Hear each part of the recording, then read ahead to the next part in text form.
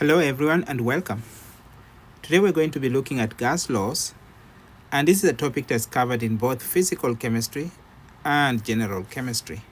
The four laws that we'll look at are Boyle's law, Charles' law, Avogadro's law, and combined gas law. And this is presented to you by Science Visualized.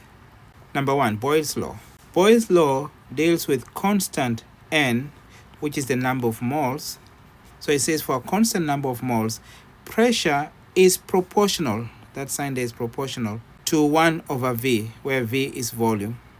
So pressure is proportional to 1 over volume. In other words, pressure is inversely proportional to volume. So that means volume is inversely proportional to pressure. So inverse means as pressure goes up, the volume will go down. If the volume increases, then the pressure will decrease. Inverse relationship. The other way of putting this equation or this relationship is pressure times volume equals to a constant. For a given temperature, then pressure times volume equals to a constant. But if the temperature of the system changes, then now pressure times volume equals to a function of, so that F there is a function of temperature. So that means we can compare systems, say initial and final. The initial pressure times the initial volume equals to a constant, which should be equal to the final pressure times final volume. So we say P1 V1 equals to P2 V2, and that's from Boyle's law. Next, we look at Charles' law, so number 2, and this one requires constant pressure. So under constant pressure, volume is directly proportional to temperature. So that means volume divided by temperature equals to a constant. So volume divided by temperature is a function of pressure. Now we can relate a system just like we did with Boyle's law. V1 over T1 equals to V2 over T2. Number 3, Avogadro's law.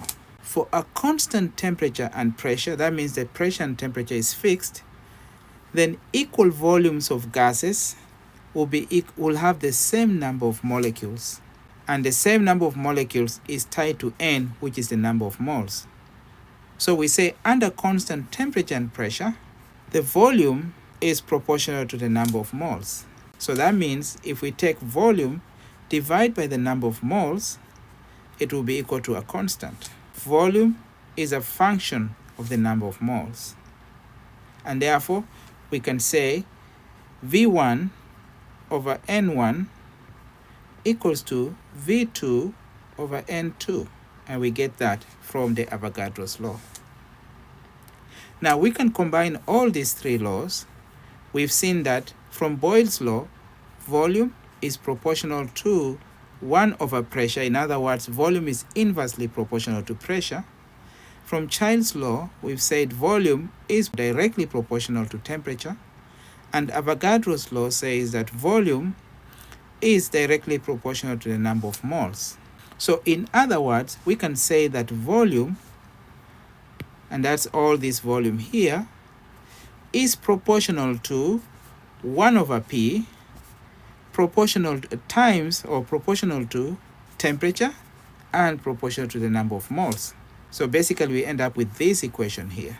So the other way of rewriting that equation will be N times T, that's NT, divided by P, so over P. So volume is proportional to NT over P, and that's a combined gas law.